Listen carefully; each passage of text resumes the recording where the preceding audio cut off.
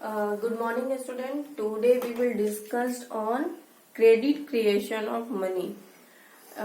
इस टॉपिक के अंदर हम सबसे पहले ये जानने की कोशिश करेंगे कि क्रेडिट क्रिएशन क्या होता है, ये कब होता है, किनके द्वारा किया जाता है और साथ ही साथ इसको हम किस प्रकार कर सकते हैं और इसका लिमिटेशन क्या है। तो सबसे पहली बात कि क्रेडिट क्रिएशन क्या होता है। तो credit creation means the expansion of deposits in the simple way, कि जो भी बैंकों के पास आके जो जमाएं स्वीकार की जाती हैं, उन जमाओं पर जो कमर्शियल बैंक्स द्वारा जो अलग तरह की डिपॉजिट्स क्रिएट की जाती हैं, उसको हम क्रेडिट क्रिएशन करते हैं। बाय होम, तो बाय द लोन्स देकर या फिर एडवांसेस देकर जो क्रेडिट क्रिएट की जाती है। Credit creation is a part of money supply. Money supply के अंदर भी क्रेडिट क्रिएशन होता है। मान लीजिए कि MS equal to CC plus DC। CC क्या है? Cash, currency and coins and DD demand deposit. ये किसके द्वारा क्रिएट किया जाता है? भारत में या ऑल ओवर वर्ल्ड जो भी सेंट्रल बैंक होते हैं, उन्हें अधिकार होता है कि वो मनी सप्लाई को बढ़ाए। They are the first primary source, एक प्राइमरी सोर्स होते हैं कि मनी सप्लाई को बढ़ाते हैं। दूसरा कि हम कमर्शियल बैंक भी आपका क्रेडिट क्रिएट करते हैं, जिन्हें हम secondary source of money supplier कहते हैं। लेकिन दोनों में डिफरेंस ये है कि RBI लोगों द्वारा जो जमाएं जो स्वीकार की जाती है, वो लोगों से डायरेक्ट कनेक्ट नहीं होता है, जबकि कमर्शियल बैंक लोगों से डायरेक्ट कनेक्ट होता है। लोग अपनी इनकम का एक पार्ट या फिर जो भी उनके पास एक्सेस मनी होते हैं, जिन्हें वो खर्च नहीं करना चाहते और जिनको वो फ्यूचर के लिए रखना चाहते हैं, तो वो जाते हैं और जाके बैंक में जमा कर देते हैं। तो एक तरफ हमारा RBI है कि जो कि क्रेडिट क्रिएट करता है थ्रू द पेपर करेंसी, और दूसरी तरफ हमारा कमर्शियल बैंक है जो कि क्रेडिट क्रिएट करता है किसके द्वारा? डिमांड डिपॉजिट्स के द्वारा। यानी कि दो तरीके का यहाँ पे हमें क्रेडिट क्रिएट देखने को मिलता है ना, कि ऐसे कौन से कंडीशंस है जिसके द्वारा क्रेडिट क्रिएट होता है। तो सबसे पहला जो हमारा कंडीशन होता है कि accepting the fresh deposit from money, यानी कि जो भी कमर्शियल बैंक्स हैं वो आपका फ्रेश डिपॉजिट, हमेशा उनके पास डिपॉजिट वो स्वीकार करें। कहीं ऐसा ना हो कि कोई भी बैंक है और वो डेवलपमेंट कर रहा है और उसको डिपॉजिट्स ही ना मिले। अगर डिपॉजिट नहीं मिल पाएगा तो उसका जितना पहले की जो उसकी मनी है, उसके पास जो स्टॉक ऑफ मनी है, वो वहीं पे रुक जाएगा और उसका क्रेडिट क्रिएशन वहीं पे रुक जाएगा। तो इसलिए बैंकों द्वारा हमेशा नई जमाओं को स्वीकार करना होना चाहिए। दूसरा है willingness of bank to lend, यानी कि बैंक भी लोगों को लोन देने के लिए इच्छुक हो। ऐसा ना हो कि कई बार हमें देखने को मिलता है कि मान लीजिए किसी बैंक पे बहुत ज्यादा कार्य का प्रेशर है, तो वो लोन नहीं देते हैं। तो इस तरह की कोई गतिविधि होगी तो फिर उससे क्रेडिट क्रिएशन रुक जाता है। दूसरा willingness of borrow to borrow, यानी जो इसकी तीसरी कंडीशन है कि अगर बैंक लोन देने का इच्छुक हो लेकिन उसको कोई बोरोवर ही ना मिले, यानी किसी के अंदर भी बोरो करने की इच्छा ही ना हो, तो उससे भी क्रेडिट क्रिएशन रुक जाता है। अब बात करते हैं कि क्रेडिट क्रिएशन होता कैसे है। तो इसके दो मेथड है, पहला पेपर करेंसी, दूसरा demand deposit. Through the paper currency, पहले ही मुझे कि पेपर करेंसी का जो पेपर करेंसी यानी पेपर जो भी हमारे इकोनॉमी में जो मनी सप्लाई आती है, उसका जो मेजर सोर्स होता है वो RBI होता है। RBI क्या करता है कि मान लीजिए कि अगर वो उसे 100 रुपए के नोट इशू करने होते हैं, तो उसके पीछे का जो उसकी लागत जो होती है वो बहुत कम होती है, और वो क्रिएट कितना करता है? 100 रुपए। इन सपोज मान लीजिए कि 5 रुपए की लागत पे 100 रुपए का नोट बनता है, तो 5 रुपए लागत और 100 रुपए का नोट, यानी वो 95 रुपए का क्रेडिट क्रिएट करता है। लेकिन ये जो क्रेडिट क्रिएशन होता है, ये इस टाइप का credit creation limited credit creation होता है, यानी कि वो सिर्फ 95 रुपए का ही क्रेडिट क्रिएट कर पाया। अगर 100 रुपए का नोट किसी के द्वारा होल्ड कर लिया जाता है तो क्रेडिट क्रिएशन वहीं पे रुक जाएगा। दूसरा कि थ्रू द डिमांड डिपॉजिट, यानी कि जो भी जमाएं स्वीकार की जाती हैं किसके द्वारा? कमर्शियल बैंक द्वारा। यानी क्रेडिट क्रिएशन जो पहला था वो आरबीआई के द्वारा हुआ, दूसरा कमर्शियल बैंक द्वारा। डिमांड डिपॉजिट दो तरीके के होते हैं, primary deposit and derive deposit. Primary deposit क्या होता है कि किसी भी व्यक्ति के पास मान लीजिए 100 रुपए है, जब वो 100 रुपए अपने घर में रखता है तो उसको लगता है कि उसको 100 रुपए की कुछ खास जरूरत नहीं है, वो कुछ खर्चा नहीं कर सकता, तो इसलिए वो क्या करेगा, ले जाके उसको बैंक में जमा कर देगा। बैंक में जमा करेगा तो यानी ऊपर का इक्वेशन देखें, money supply is equal to CC plus DC, यानी कि उसके पास 100 रुपए जो कैश इन हैंड था यानी प्लस 100 रुपया वो क्या करेगा, ले जाके बैंक में जमा कर दिया प्राइमरी डिपॉजिट के थ्रू। यहाँ पे करेंसी तो उसकी 0 हो गई, लेकिन डीडी यानी डिमांड डिपॉजिट प्लस 100 हो गया, माइनस करेंसी डिपॉजिट, लेकिन डिमांड डिपॉजिट आपका प्लस 100 हो गया, यानी कि मनी सप्लाई में कोई भी फर्क नहीं पड़ा। यहाँ फिर क्या होता है कि डिराइव डिपॉजिट। डिराइव डिपॉजिट क्या होता है कि जो भी हमारे पास प्राइमरी डिपॉजिट होते हैं उसको कमर्शियल बैंक्स उस प्राइमरी डिपॉजिट को रखकर कई सारे लोन अकाउंट या लोन्स लोगों को देते हैं, तो उससे जो इस तरह की डिपॉजिट क्रिएट होती है उसको हम डिराइव डिपॉजिट करते हैं। अब होता है कि ये होता कैसे है, क्रेडिट क्रिएशन कैसे होगा। तो एक होता है एक सिंगल बैंक द्वारा, कि मान लीजिए कोई भी बैंक है, एसबीआई, यूबीआई, बॉब या XYZ कोई भी एक बैंक है, उनके द्वारा कैसे क्रेडिट क्रिएशन होगा। दूसरा कि होल बैंकिंग सिस्टम, यानी कि एक इकोनॉमी में जितने भी बैंक हैं, चाहे वो यूबीआई, एसबीआई, बॉब, एचडीएफसी जितने भी हैं, उनके द्वारा होल इकोनॉमी में कैसे क्रेडिट क्रिएशन होता है। तो सबसे पहले सीसी यानी credit creation by the single bank. मानते हैं सिंगल बैंक कोई है, उसके पास पहला पर्सन आता है ए क्या करता है, उसके पास 1000 रुपए है, तो वो 1000 रुपए प्राइमरी डिपॉजिट में जमा कर देता है। प्राइमरी डिपॉजिट में जमा करने के बाद क्या करता है कि हम जानते हैं CRR की कैश रिजर्व रेशियो, यानी कि हर बैंक को अपने पास एक रिजर्व रखना होता है। रिजर्व किस लिए रखना होता है कि अगर सपोज कि अगर ये ए व्यक्ति वापस बैंक के पास आ जाए कि हमें इतना पैसा निकालना है, तो वो जो कैश रिजर्व रेशियो जो होता है इनके पास, उसमें से ये पैसा निकाल के ए व्यक्ति को दे देते हैं। अगर ऐसा नहीं होगा कि जो कि 100 का 100 रुपए अगर बैंक को दिया गया, तो बैंक ये सारा का सारा 100 रुपए क्रेडिट क्रिएशन में लगा दे और अपने पास कुछ भी रिजर्व न रखे। इसलिए उसको इस समस्या से निपटने के लिए अपने पास रिजर्व रखना पड़ता है। तो मान के चलते हैं कैश रिजर्व रेशियो 20% है, तो इसका 1000 का 20% 200, और उसने कितना क्रेडिट क्रिएट किया 800 रुपए। फिर कोई बी व्यक्ति, ये जो 800 रुपए है उसको क्या करेगा बैंक कि मान लीजिए कि ए व्यक्ति जाता है बैंक के पास उसको लोन लेने के लिए, तो उसको लोन बैंक के पास लोन लेने के लिए कितना है 800 रुपए, तो वो उस ए बी व्यक्ति को 800 रुपए दे देगा। उसका एक अलग से अकाउंट खोलेगा जिसको हम कहते हैं डिराइव डिपॉजिट, या उसका जो लोन वाला जो डिपॉजिट होता है उसी को हम लोग डिराइव डिपॉजिट कहते हैं। तो बैंक क्या करेगा कि वो 800 रुपए उसके डिपॉजिट में जमा कर देगा और फिर कहेगा कि आप अपना पैसा निकाल लीजिए। फिर इसका भी 20% वो रखेगा 160, और उस जब ये बी फिर वापस बैंक में सारे पैसे जमा कर देगा 800, तो क्या होगा कि वो उसका भी अपना एक कैश रिजर्व जो रेशियो 20% रख लेगा 160, और उसके बाद जो क्रेडिट क्रिएशन के लिए बचता है वो 640 रुपीज। ये क्रम लगातार बढ़ता चला जाएगा ABCDE तक, यानी 5 बार।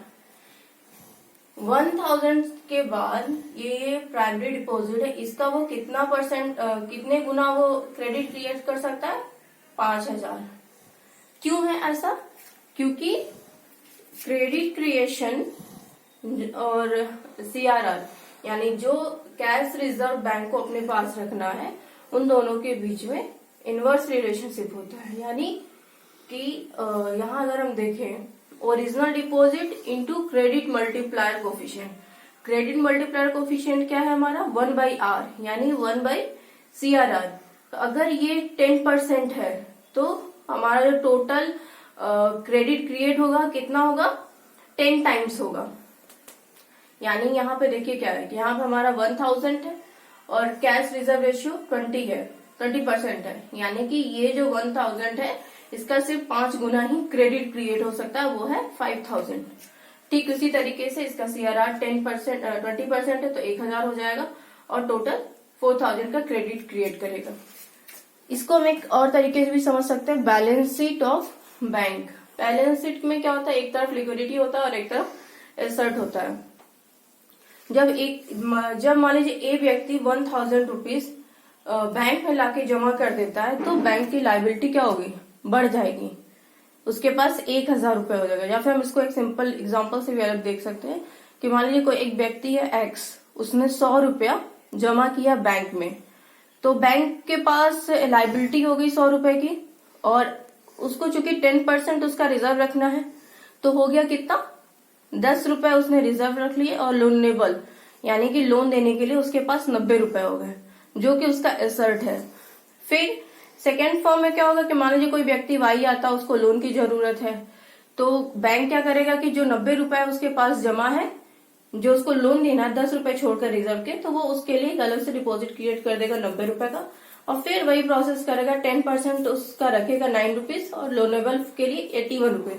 यही इसका प्रोसेस चलता जाएगा। तो लास्ट में देखेंगे लायबिलिटीज और ये लायबिलिटीज और एसेट्स उसके इक्वल, क्योंकि हमेशा बैंक का बैलेंस शीट इक्वल होता है। अब आता है कि अब बात करते हैं whole banking system. Whole banking system यानी कि अगर मान लीजिए डिफरेंट टाइप्स के बैंक है तो उसमें क्रेडिट क्रिएशन कैसे होता है। तो मान लीजिए कि सबसे पहला जो रिक्वायर्ड मतलब जो भी रिजर्व रेशियो है वो 10% है।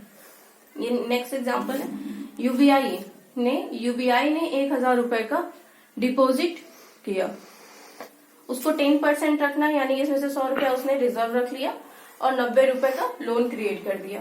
फिर ये जो 90 रुपए है एसबीआई ने भी 10% इसका रख लिया, 90 रुपया, 900 रुपए उसके पास डिपॉजिट हुआ, उसने 810 रुपए का लोन क्रिएट किया। अब यहाँ पे देखे तो टोटल रिजर्व कितना हो गया 190 और टोटल डिपॉजिट कितना हो गया 1900 और टोटल लोन इन लोगों ने दोनों ने मिलाकर कितना दिया 1710 रुपए। यही सीक्वेंस लगातार चलता जाएगा जब तक कि आपका ये जो 1000 का डिपॉजिट हुआ है इसके 10 गुना आपका टोटल इसके टोटल 10 गुना जब तक इसका टोटल डिमांड डिपॉजिट क्रिएट ना हो जाए। ये रहा 10,000, टोटल लोन 9,000 और टोटल रिजर्व 1000। ये कैसे होता है इसका प्रोसेस पहले ही हम बता चुके हैं कि टोटल क्रेडिट क्रिएशन क्या होता है, original demand deposit into the credit multiplier coefficient.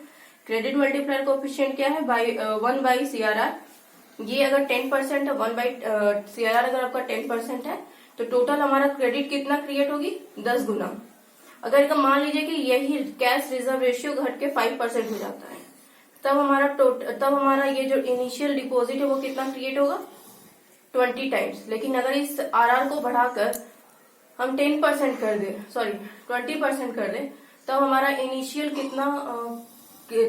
Deposit हमारा कितना क्रिएट होगा 5000 यानी 5 टाइम्स। यानी कि अगर सीआरआर कम होता है तो हम क्रेडिट क्रिएशन ज्यादा करते हैं, अगर हमारा सीआरआर कम होता है तो हम क्रेडिट क्रिएशन ज्यादा करते हैं, अगर सीआरआर ज्यादा होता है तो क्रेडिट क्रिएशन कम करते हैं।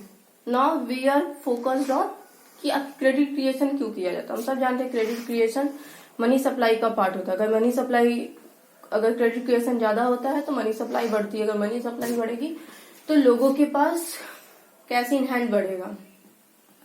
कैश इन हैंड बढ़ेगा तो लोग ज्यादा से ज्यादा कमोडिटी की डिमांड करेंगे, ज्यादा से ज्यादा कमोडिटी की डिमांड करेंगे तो उसका प्रोडक्शन ज्यादा होगा तो इकोनॉमी का डेवलपमेंट ज्यादा होगा। तो क्रेडिट क्रिएशन का महत्व इस तरीके से हम समझ सकते हैं कि ये इकोनॉमी को एक रन देने के लिए, एक डेवलपमेंट करने के लिए बहुत ही जरूरी होता है। लेकिन उसी के साथ साथ इसी कुछ लिमिटेशंस होते हैं। जैसे पहला लिमिटेशन क्या है, अमाउंट ऑफ कैश, कि किसी बैंक के पास कितने अमाउंट का कैश आता है। अगर उसका अमाउंट कम होगा तो क्रेडिट क्रिएशन कम होगा, अगर अमाउंट ज्यादा रहता है तो क्रेडिट क्रिएशन ज्यादा होगा। दूसरा बैंकिंग सिस्टम से मतलब क्या है कि अगर जो भी बैंक के लॉज अगर बहुत ज्यादा कॉम्प्लिकेटेड है तो लोग नहीं जाएंगे लोन लेने के लिए, लेकिन अगर बैंकिंग सिस्टम या बैंकिंग लॉज बहुत इजी हैं और पारदर्शिता है लोन लेने में, तो लोग ज्यादा से ज्यादा लोन लेंगे और क्रेडिट क्रिएट करेंगे।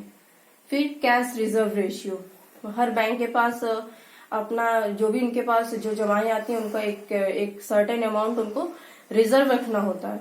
अगर ये कैश रिजर्व रेशियो ज्यादा होता है तो क्रेडिट क्रिएशन कम होगा, अगर ये रेशियो कम होता है तो क्रेडिट क्रिएशन ज्यादा होगा। फिर क्या होता है कि लीकेजेस में दो चीजें आती हैं आपकी, एक्सेस रिजर्व और करेंसी डेट। एक्सेस रिजर्व मान लीजिए कि अगर बैंक इस तरह से रिजर्व जो भी CRR वो 20% है, फिर कुछ बैंक का अपना है, मान लीजिए वो 10% उनको रिजर्व रखना पड़ रहा है, तो ये एक्सेस रिजर्व जितना ज्यादा बढ़ता जाएगा, मान लीजिए 30% उसको रखना है, 20% गवर्नमेंट द्वारा कहा गया, तो यानी उसके पास रिजर्व रखना है 50% और 50% ही उसको लोन देना है। तो ये रिजर्व जितना ज्यादा बढ़ेगा उतना ही कम क्रेडिट क्रिएशन होगा।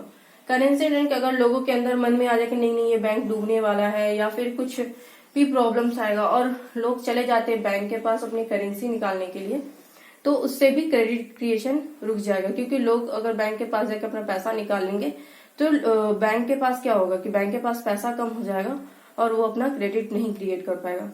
फिर एबिलिटी ऑफ बोरोवर्स, कि अगर इकोनॉमी किस तरह की है, मतलब वहां पे बोरोवर्स की संख्या ज्यादा है या कम है, या लोग बैंकों से लोन लेना पसंद करते हैं, यानी इन सपोज कि अगर ग्रामीण इलाका है तो लोग बैंकों से लोन लेने के बजाय क्या करेगा कि वो गांव के किसी महाजन या साहूकार से लोन लेते हैं। तो बोरोवर्स की एबिलिटी क्या है। फिर दूसरा है एबिलिटी ऑफ सिक्योरिटी। हम सब जानते हैं कि जब भी हम बैंक के पास जाते हैं लोन लेने के लिए तो बैंक अपने पास सिक्योरिटी के फॉर्म में कुछ मॉर्गेज रखता है। तो मान लीजिए कोई व्यक्ति ऐसा है जिसको बैंक से लोन तो लेना, लेकिन उसके पास कोई सिक्योरिटीज नहीं है, तो ये भी होता है कि जो व्यक्ति लोन लेने के लिए बैंक के पास जा रहा है तो उसके पास सिक्योरिटीज की मात्रा कितनी अवेलेबल है, ये भी बहुत इंपॉर्टेंट होता है क्रेडिट क्रिएशन के लिए। फिर आता है पॉलिटिकल सिचुएशन, कि आपका इकोनॉमिक और पॉलिटिकल सिचुएशन कैसा, अगर स्टेबल है तो क्रेडिट अगर पॉलिटिकल इकोनॉमी आपकी एकदम स्टेबल है, किसी तरह की कोई उठाव चढ़ाव नहीं है, तो क्रेडिट क्रिएट करने में बैंकों को आसानी होगी। लेकिन अगर सरकारें हर दिन बैंकों के लिए रूल चेंज करती रहेंगी या फिर कोई नए नए लॉ हमेशा लाती रहेंगी, तो इस तरीके में बैंक को अपना क्रेडिट क्रिएट करने में थोड़ी प्रॉब्लम आएगी। फिर बिजनेस कंडीशंस या फिर बिजनेस साइकिल की डिप्रेशन का टाइम है या बूम का टाइम है, ये भी आपको अफेक्ट करता है क्रेडिट क्रिएशन को। बैंकिंग हैबिट की, लोगों की बैंकिंग हैबिट कैसी है, क्या वो जो एक्सेस मनी ट्रांजैक्शन डिमांड के अलावा जो उनके पास मनी बचती है, क्या वो उसको बैंक में रखना चाहते हैं या नहीं रखना चाहते हैं, या उनकी वो बैंक्स को यूज करने में कंफर्टेबल है नहीं है, तो ये भी आपका डिपेंड करता है क्रेडिट क्रिएशन के। लास्ट द इंटरेस्ट रेट, कि अगर क्या होता है कि जब लोग बैंक में अपनी जमाएं देते हैं तो उस पे उनको इंटरेस्ट मिलता है, वो इंटरेस्ट कितना है, सेविंग इंटरेस्ट अलग होता है, लोन का इंटरेस्ट अलग होता है, तो ये डिफरेंट इंटरेस्ट कितना। अगर सेविंग में इंटरेस्ट ज्यादा मिल रहा है किसी बैंक से तो लोग अपनी ज्यादा जमाएं उसी बैंक में जमा करेंगे। ठीक उसी प्रकार से जब उसको लोन लेना होता है तो जिन बैंकों में लोन लेने का जो इंटरेस्ट रेट कम है तो वहां पे क्रेडिट क्रिएशन ज्यादा होगा। तो इस तरह से हम कह सकते हैं कि क्रेडिट क्रिएशन बहुत इंपॉर्टेंट होता है इकोनॉमी के लिए। Thank you.